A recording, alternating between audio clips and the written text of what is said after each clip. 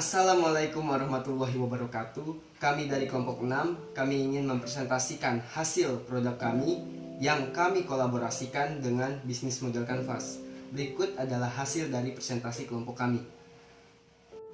Saya Fahmi Muhammad ingin menjelaskan customer segment atau kalangan pelanggan yang menjadi target dalam menjalankan produk yang telah kami buat, yaitu dimsum. Yang pertama ialah kalangan anak-anak, yang kedua ialah kalangan pecinta makanan sehat, yang ketiga ialah mahasiswa atau kalangan pelajar, yang keempat ialah karyawan atau karyawan lainnya. Kenapa kami menargetkan kalangan pelanggan yang seperti itu? Karena kami ingin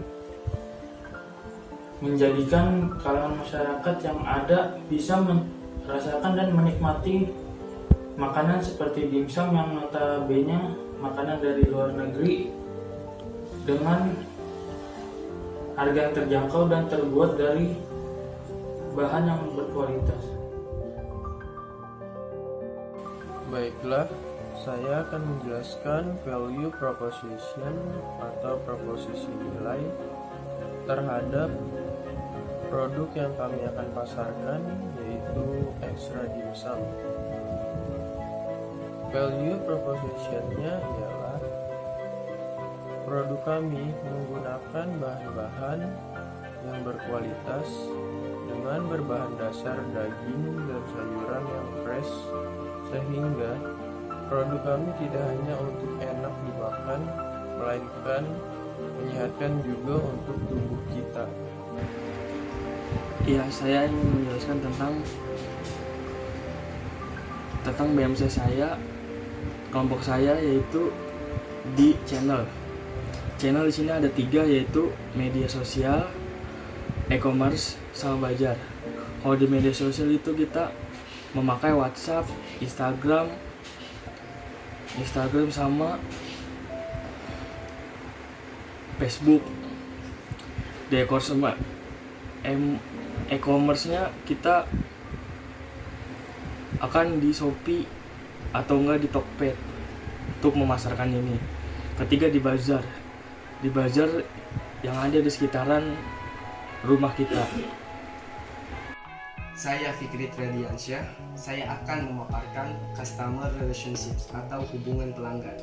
Yang pertama, yang akan kami lakukan dalam meningkatkan usaha kami adalah memberikan atau menawarkan promo kepada pelanggan. Lalu yang kedua, kami akan melakukan inovasi terhadap produk kami, yaitu dimsum, agar pelanggan tidak pernah merasa bosan. Lalu yang ketiga, kami akan mempertahankan kualitas produk kami. Produk yang dimaksud adalah dimsum, agar rasa yang dinikmati oleh pelanggan itu tetap nikmat dan lezat.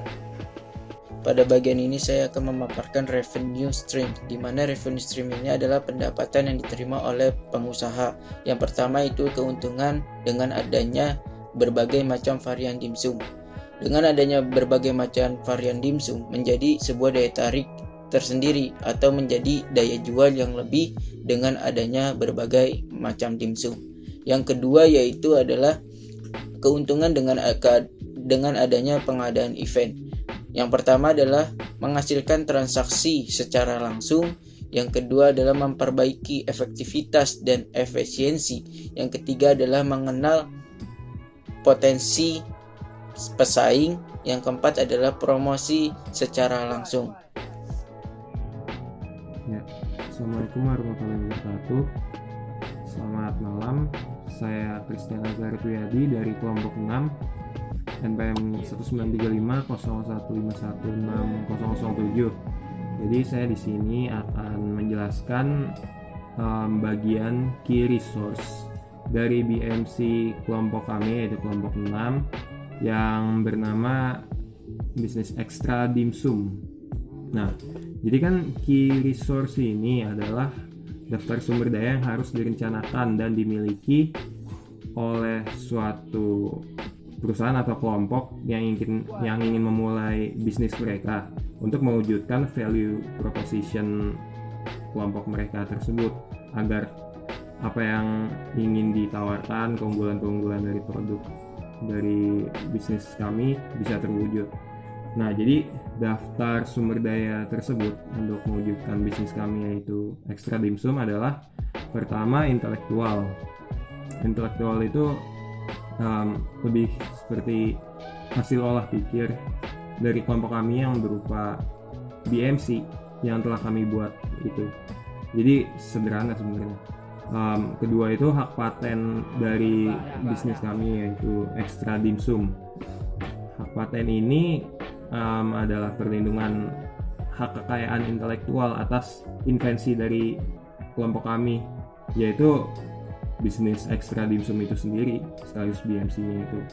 Nah, terakhir ini ketiga adalah modal.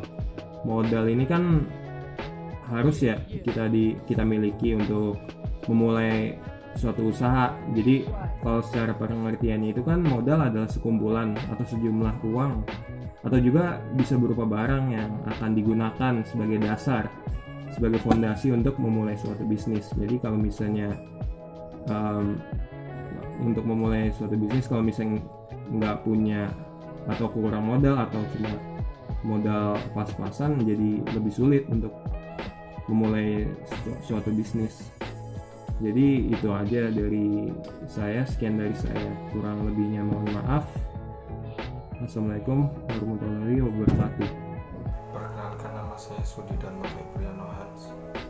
Saya dari Prodi Sosiologi Angkatan 18. Saya akan menjelaskan tentang bisnis kelompok kami, yaitu kelompok 6, yaitu bisnis dimsum. Di sini saya akan menjelaskan tentang kayak aktivitas yang dijalankan. Aktivitas yang dijalankan berhubungan dengan produktivitas bisnis yang berkaitan dengan sebuah produk, di mana kegiatan utamanya adalah menghasilkan proporsi nilai. Dari kelompok kami, bahan-bahan yang digunakan dalam membuat dimsum antara lain daging ayam, tepung terigu, dan kulit pangsit. Secara singkatnya seperti itu. Lalu dikemas ada yang satu bungkus itu isinya satu kotak itu isinya 15 sampai 30. Demikian penjelasan dari kelompok saya, kurang lebihnya mohon maaf. Gaya partnership. Di dalam kolom gaya partnership terdapat pemasok bahan baku, pemasok kemasan kurir, marketplace, dan retailer. Pemasok bahan baku berfungsi sebagai penyedia sumber daya yang digunakan untuk memproduksi Extra Dimsum. Lalu setelah itu terdapat pemasok kemasan kurir yang berfungsi sebagai penyedia kemasan yang digunakan untuk mengemas Extra Dimsum. Lalu setelah itu terdapat marketplace. Marketplace berfungsi sebagai penghubung dengan konsumen melalui media sosial. Dengan itu maka transaksi dengan konsumen akan lebih aman. Setelah itu terdapat retailer.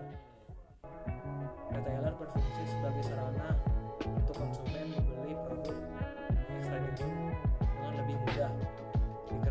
Dikarenakan retailer itu berlokasi di wilayah yang gampang dijangkau oleh konsumen. Berikutnya yaitu cost structure.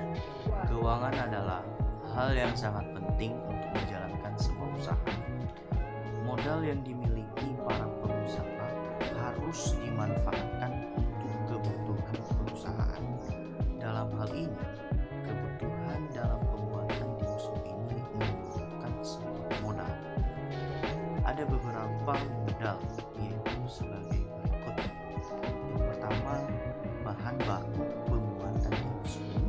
Kedua, gaji pegawai. Ketiga, proses pengolahan produk. Dan